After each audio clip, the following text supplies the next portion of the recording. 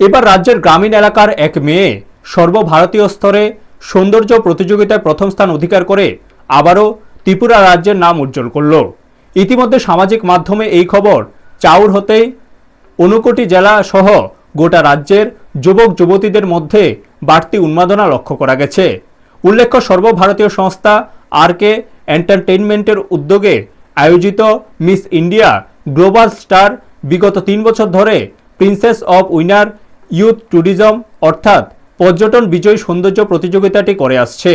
2026 সালে miss India global স্টারের তৃতীয় সংস্করণ অর্থাৎ 3 বছরে পা দিয়েছে। 2026 সালে সারা দেশের মধ্যে পর্যটন বিজয়ী সৌন্দর্য প্রতিযোগিতায় প্রথম স্থান অধিকার করেছে ত্রিপুরা রাজ্যের ঊনকোটি জেলার ফটিকরাই বিধানসভা কেন্দ্রের বাসিন্দা 19 বছরের সৃষ্টি সূত্রধর। উল্লেখ্য, সৃষ্টি সূত্রধর 2025 সালে ফটিকরাই থেকে দ্বাদশ শ্রেণী পাশ করে বর্তমানে আগরতলার প্যারামেডিক্যাল ইনস্টিটিউট সায়েন্সের ছাত্রী। সৃষ্টি সূত্রধর হসপিটাল ম্যানেজমেন্ট নিয়ে পড়াশোনা করছে। সৃষ্টি সূত্রধরের মা ফটিকরাই বিধানসভা কেন্দ্র তথা গোটা ঊনকোটি জেলাবাসীর কাছে সুপরিচিত চেহারা এবং বর্তমানে কুমারঘাট পঞ্চায়েত সমিতির চেয়ারপারসন সদা হাস্যময়ী সুমতি দাস। অনেকে সুমতি দেবীকে সুপর্ণা বলেও চেনেন। এই সৌন্দর্য প্রতিযোগিতায় সৃষ্টি সূত্রধর সহ ত্রিপুরা রাজ্য থেকে মোট 4 জন সহ সারা দেশের প্রতিটি রাজ্য থেকেও প্রতিযোগীরা অংশগ্রহণ করেছিল।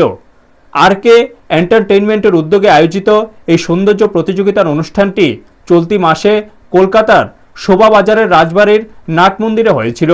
অনুষ্ঠানে অগণিত দর্শক সমারোহ ছিল।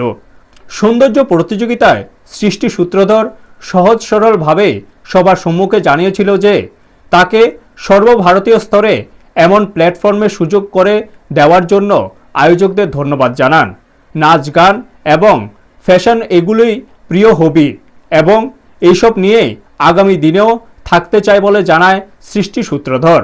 সৃষ্টির সৌন্দর্য প্রতিযোগিতার পুরস্কার বিতরণী অনুষ্ঠানে সৃষ্টির মা সুমতি দাস ও পরিবারের অন্যান্য সদস্যরাও উপস্থিত ছিলেন।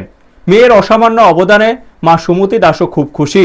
সুমতি দাস জানান যে ছোটবেলা থেকে সৃষ্টি সাজগোজ করতে ভালোবাসত এবং অন্যকেও সাজাতে ভালোবাসে। অন্যদিকে সৃষ্টি সূত্রধরের এই অসামান্য সাফল্যে গোটা রাজ্যের সাথে ঊনকোটি জেলাবাসীরও আনন্দিত এবং উল্লাস প্রকাশ করেছে। ব্যুরো রিপোর্ট, নিউজ তৎকাল 24।